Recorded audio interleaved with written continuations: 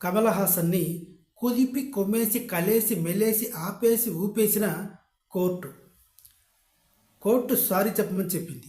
అయినా సరే కమల్ హాసన్ మాత్రం నేను ఎందుకు చెప్పాలి, నాదేం తప్పు లేదు అంటున్నాడు. అసలు ఏం తప్పు జరిగింది? తప్పు ఏం మాట్లాడాడు? ఎందుకు కేసులు పెట్టారు? కోర్టు దాకా ఎందుకు వెళ్ళింది? ఇప్పుడు మనం 3 ముక్కల్లో తేల్చుకుందాం. మీరో మేనో తాడో పేడో తేలిపోవాలి.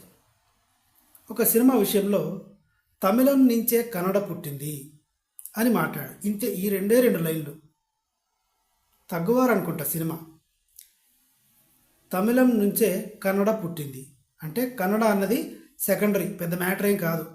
తమిళమే ది గ్రేట్ లాంగ్వేజ్ అన్నది దాంట్లో మ్యాటరు. మామూలుగానే కర్ణాటకలో బెంగళూరులో రౌడీలు ఎక్కువైపోయారు ఈ మధ్య. మధ్య బ్యాంక్ ఎంప్లాయీ హిందీలో మాట్లాడితే కన్నడలో మాట్లాడని కొట్టారు. ఇలాంటివి చాలా జరిగాయి. ఆటో డ్రైవర్స్ కూడా ఇలాగే జరుగుతున్నాయి. వాళ్ళకి వాళ్ళ భాష అంటే అంత అభిమానం. Of course it is a true భాషాభిమానం. తమిళ్లో కూడా అంతే. కానీ దీని మీద కేసులు పెట్టారు కొంతమంది. కమల్ హాసన్ ఏంటి ఇలా మాట్లాడాడు? తమిళ నుంచి కన్నడ పుట్టిందా? ఆయన ఏమైనా దేవుడా, మహారాజా, చక్రవర్తి, పురాతన కాల వ్యక్తి, ఆయనకేం తెలుసు అని కేసులు పెడితే కోర్టు తీర్పు ఏం చెప్పిందంటే, కమల్ హాసన్ గారు బహిరంగంగా సారీ చెప్తే ప్రాబ్లం సాల్వ్ అయిపోతుంది, నేను చేసింది పొరపాటు అని ఒప్పుకుంటే సరిపోతుంది.